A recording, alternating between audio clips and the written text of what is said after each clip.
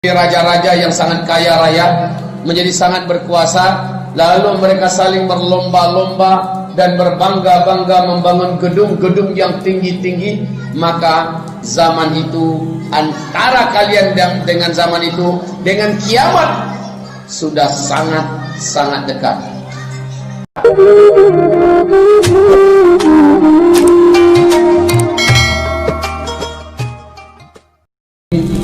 Wal muslimat, hamba-hamba Allah yang kami muliakan, akhir-akhir ini ulama-ulama besar di Timur Tengah banyak yang mengingatkan kepada kita semua.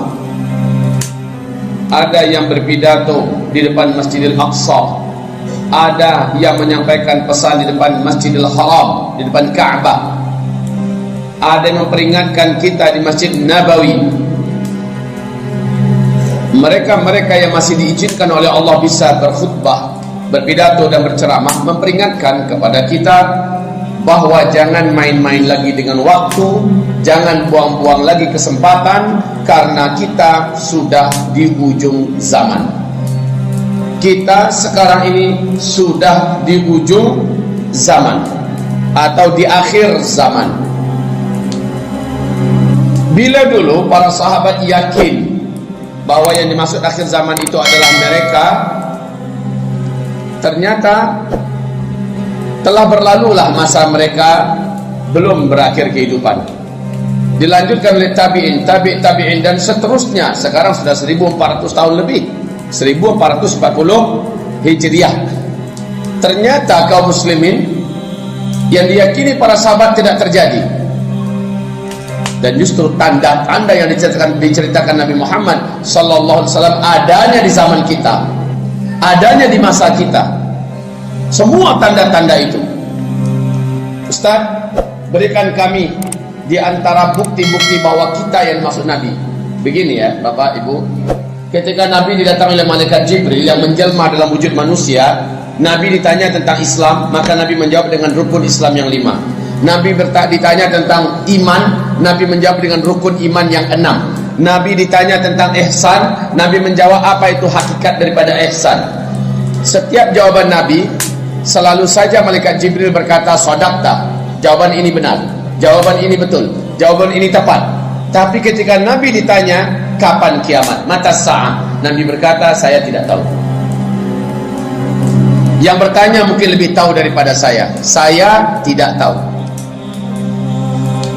Maka dengan ini akidah Ahlus Sunnah wal Jamaah sampai hari kiamat adalah tidak ada satu orang pun selain Allah yang tahu kapan tepatnya kiamat. Ini sudah final. Namun saat Nabi ditanya, ada tidak tanda-tanda bahwa kiamat itu sudah sangat dekat? Nah kata Nabi, kalau itu yang kamu tanyakan, saya spesialisnya. Dengar baik-baik. Nabi SAW bersabda, "Antalidal amatu rabataha wa antaral hufatal uratal 'alata ri'a'asya yatatawaluna fil bunyan." Setelah mendengarkan jawaban yang ini, malaikat berdiri dan langsung pergi. Rasul mencolek Umar bin Khattab, "Umar, ente kau kenal dengan orang itu?" "Tidak ya Rasulullah."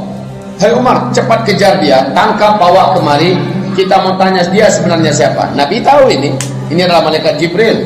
Hanya saja Nabi ingin mendidik para sahabat, memberitahu apa pesan yang paling sungguh-sungguh dibawa oleh malaikat Jibril ini. Setelah Umar mengejar, enggak ketemu lagi, dah hilang langsung. Kata Rasulullah, itu tadi adalah malaikat Jibril. Jawaban Nabi tadi, ini hadisnya Sahih Bukhari, Sahih Muslim ya. Kalau sudah tiba zamannya, orang-orang yang miskin-miskin, kere, penggembala ternak, tidak beralas kaki dan bertelanjang dada, mendadak mereka menjadi raja-raja yang sangat kaya raya, menjadi sangat berkuasa, lalu mereka saling berlomba-lomba dan berbangga-bangga membangun gedung-gedung yang tinggi-tinggi. Maka zaman itu, antara kalian dengan zaman itu, dengan kiamat sudah sangat-sangat dekat. Kaum muslimin, perhatikan baik-baik. Di hadis riwayat Imam Ahmad, Abdullah ibnu Abbas bertanya kepada Rasulullah, "Ya Rasul, siapakah yang kau maksud?" kere, miskin, penggembala ternak, tidak beralas kaki, bertelanjang dada, tiba-tiba mereka menjadi kaya raya dan sangat berkuasa. Wahai Rasulullah, siapa yang engkau maksud? Nabi menjawab, humul Arab, yang saya maksud adalah bangsa Arab. Coba perhatikan Bapak Ibu yang kami muliakan.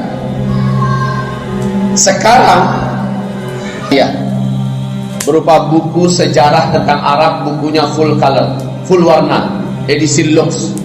Di bagian lembaran pertama tentang sejarah Arab ada foto-foto Arab tidak berwarna, yang masih hitam putih. Di situ dikasih lihat kondisi Arab dulu. Mereka menghalau ternak, sementara para lelaki yang menggembalakan ternak tidak beralas kaki. Baju yang mereka pakai kayak baju rompi, dan tidak ada kaos dalam, tidak ada baju dalam. Memang telanjang dada, persis dalam hadis.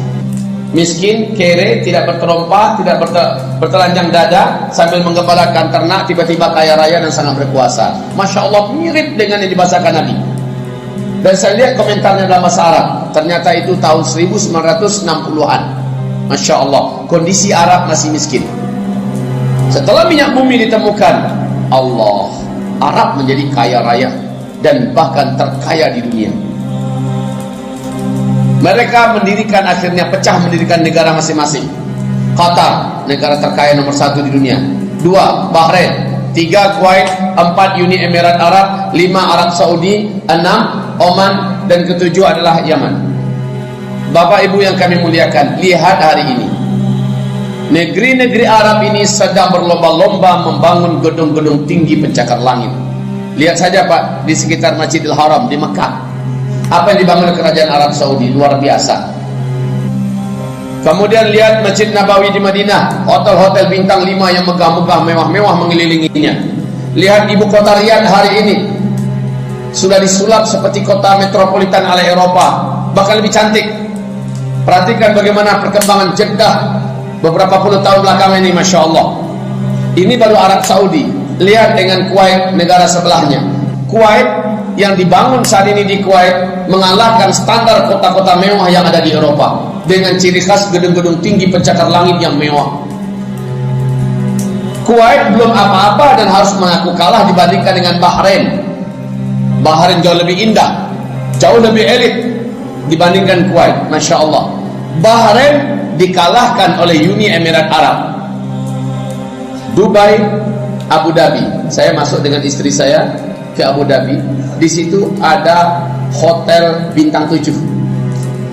Hotel bintang 7. Kemasannya wallahi benar-benar pengkhayal nomor 1 dunia yang menuangkan khayalannya, dan itu diwujudkan oleh Uni Emirat Arab. Di Abu Dhabi ada bintang 7.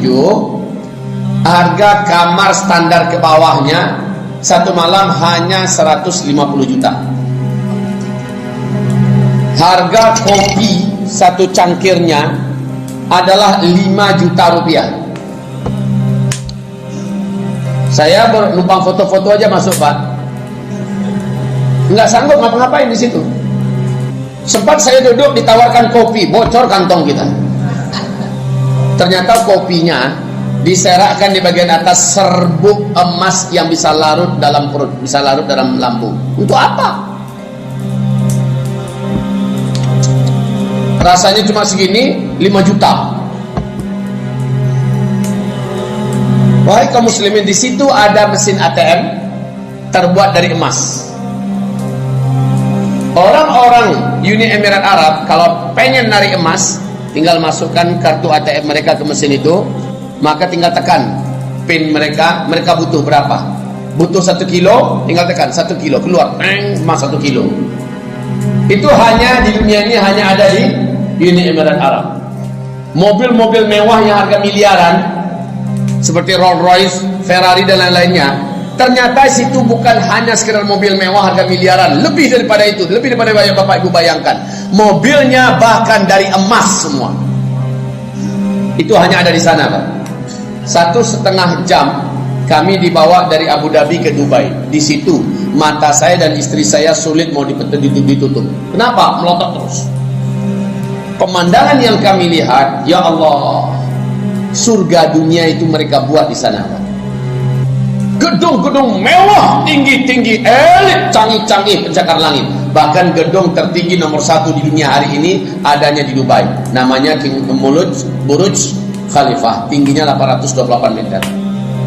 828 meter. Saya foto-foto dengan istri saya di situ. Lalu saya bicara sama bapak yang mengantarin kami.